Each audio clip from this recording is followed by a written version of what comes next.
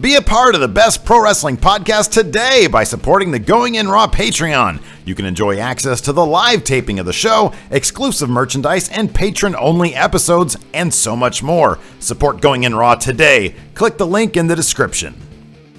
Hey friendo, Steve here. And Larson. So we got some news for you. We wanted to clear some things up here first real quick and give you our expert speculation on a couple of expert speculation. All right, I didn't sound like what you said. I heard expert speculation. I probably did say that. Anyways, there was a couple of it's funny in the sort of cloud of Roman Reigns' wellness policy suspension. Yeah. There was a couple of little stories that were poking out that people haven't really been focusing on too much. Yeah, which one do you want to talk about first? Let's talk about Paige first. Okay. So right after Money in the Bank that night, there were weird pictures that were like civilian photography, some journalism, were overhead, like from a drone or something. It looked like she was getting arrested and possibly being taken to a hospital. Yeah, she was in handcuffs, being put into an ambulance. It was all very weird, and so people were saying, "Was Paige arrested?" The next night on Raw, she was there in a championship match. WWE released a statement saying it's investigating the matter. And then it was kind of dropped. For a couple of days, we were looking into it, and then Roman got suspended, and it was like, oh my God, blah, blah, blah. And everybody sort of forgot about the Paige thing. So, according to Court Bauer at MLW Radio, the dude actually talked to Alberto Del Rio because he was present for the situation. And according to him, there was a couple that was, I would assume, drunkenly. Maybe not.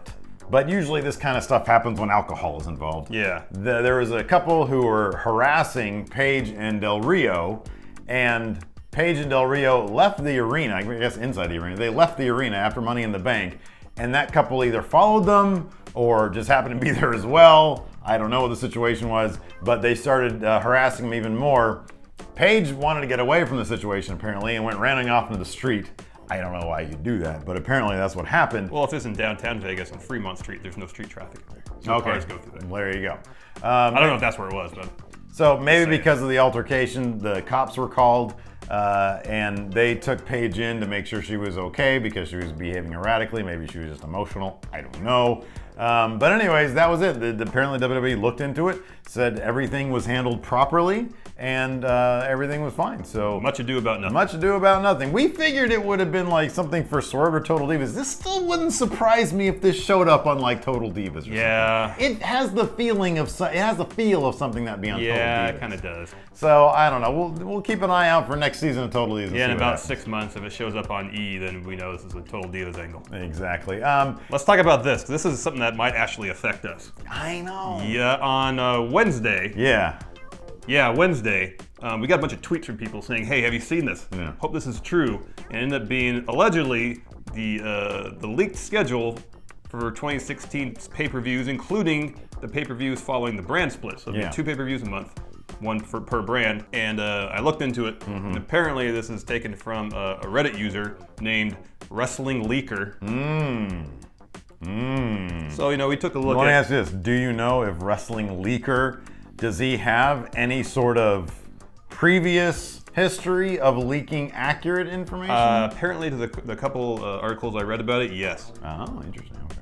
It's good to know it's coming from a credible source. Yeah. But anyways, we looked at it. The first thing we saw was that No Mercy was going to be here in Sacramento in October. And we're like, yeah! Perfect. Because it's advertised as a SmackDown pay-per-view. Yeah. There hasn't been a No Mercy since 2008.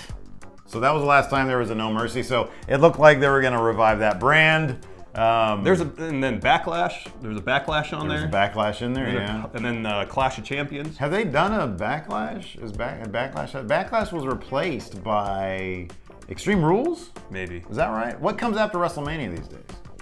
Payback, okay. So, and Backlash used to be the one after WrestleMania. I think so, yeah. Something like that. But anyways, Backlash was going to be, I think, the first post-brand split SmackDown show. Yeah. And it was listed on this schedule as a network exclusive. Yeah. So then the question was this real? Is this something that we can take into consideration? Is this something we can count on? We can get tickets for fucking No Mercy this year. So we can see the show at the Golden One Center, the newly crowned Golden One Center. And I checked the dates on that to make sure. He started doing some research.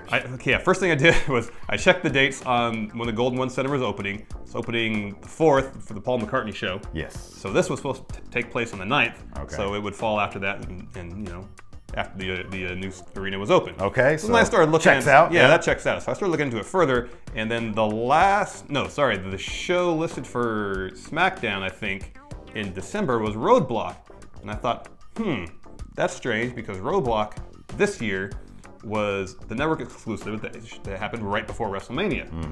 So it'd be kind of strange if they're keeping with the Roadblock idea that it's an impediment on the road to WrestleMania, why they'd have it in December versus March. So I thought that was a little interesting. So I looked into it some more, and on the schedule they have the TLC pay-per-view listed for December 4th. But near as I can tell, that pay-per-view has been officially announced to happen on December 18th in Pittsburgh. Tickets aren't on sale yet, so I guess things could still change. But all the sources I could find said TLC Pittsburgh, December 18th. But the thing is, on the schedule, they listed TLC on 12/4 from Dallas. Where was WrestleMania this year? Dallas, Usually they don't do two pay-per-views from the same city. So I'm not saying it's fake. There's certainly some inconsistencies there. So, I mean, they can always change things. Like this year, Roadblock was in Toronto, and Survivor Series is going to be in Toronto. Granted, Roadblock wasn't a proper pay-per-view, but they kind of established the precedent for having two shows in one city. Roadblock could be like the new In Your House as well. It's like that'd be cool if it was Roadblock subtitle. That'd be great. I really just wish they'd bring back In Your House. I don't see why they don't with the original graphics. Set. I mean, look at American Alpha. They're bringing back the '90s kind of looking gear. Like their gear is straight Steiner's from like the early '90s. And they need to start wearing Zubaz. Yes, exactly. That'd be great. That would be awesome. So I don't know. Like again, something to keep an eye on. We know the brand split's happening, and it sounds like with the distinctive rosters. The word is from Lawler that there's going to be two different, but it looks like somebody might have been fantasy booking out these pay-per-views. Why would they do this? I don't know, for just to throw people. Why does anybody do anything on the internet? I don't really know. Why do we do what we do on the internet? I don't know. It's not like because we make money at it. Nope. So wow. You get dark with that sometimes, huh? While the schedule that leaked might not be completely accurate, doesn't mean that it's 100% false, though. Because you just never know. Until they announce things, like it's entirely possible, since tickets haven't gone on sale for TLC yet, that they could change the actual pay-per-view that's happening December 18th in Pittsburgh. It won't be TLC, it'll be Roadblock. Or whatever, I really hope it's accurate. I mean, there's been all sorts of like different leaks that went down. Like there's been script leaks. Those have always been interesting. I always thought it'd be cool if the WWE would just straight up like release scripts. I know. Like at this point when you have shows like, this has always been my assertion, when you have shows like Breaking Ground, when you have shows like 24, one of our lights went out. When you have shows like 24, even Total Divas, which granted is like scripted reality, but still they refer to Daniel Bryan as Bryan. Yeah, they break kayfabe. Yeah, exactly. When you have that kind of stuff going on, why not open it up? Even the scripts, like we don't have to know about the backstage politics. I know that's the kind of stuff, that the dirt they want to keep, on the low. But why not give us the scripts? It's like, it would be interesting to see what's written for somebody and then what they say. I don't know why it seems to me also it would just be like a matter of time before that happens. And also, or even stuff like match breakdowns and how do producers work with talent to orchestrate the matches. That kind of stuff would be really interesting. We already get like little bits and pieces of that on Breaking Ground. Like you see Albert, what's his name? Matt Bloom. Yeah, Matt Bloom. You see him backstage. You see them commenting on matches. You see them talking to the various NXT superstars about what they did good, what they did bad, et cetera, et cetera. More of that. Put that kind of thing on the main roster. I know there's a matter of egos. It's like some of the guys who've been around a bit longer, they may not feel comfortable not protecting the business in such a way.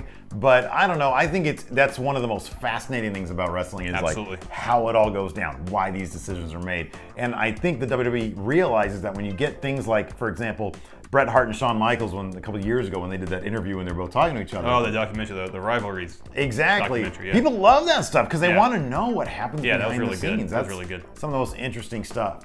So, it'd be nice for the WWE to start releasing more stuff instead of just having it leak out like this. I know this is a pay-per-view schedule. It's a little bit different. But who knows if it's real even. I'm hoping, man. I would love. I know. No Mercy, especially.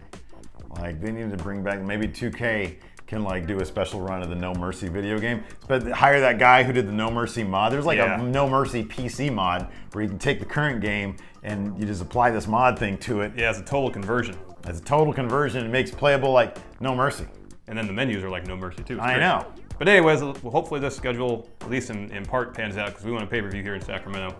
It's really all we care about. Pretty much. Yeah. So long as that line is right, I don't care about the rest of it. I kind of do hope it's called No Mercy though. That'd be cool.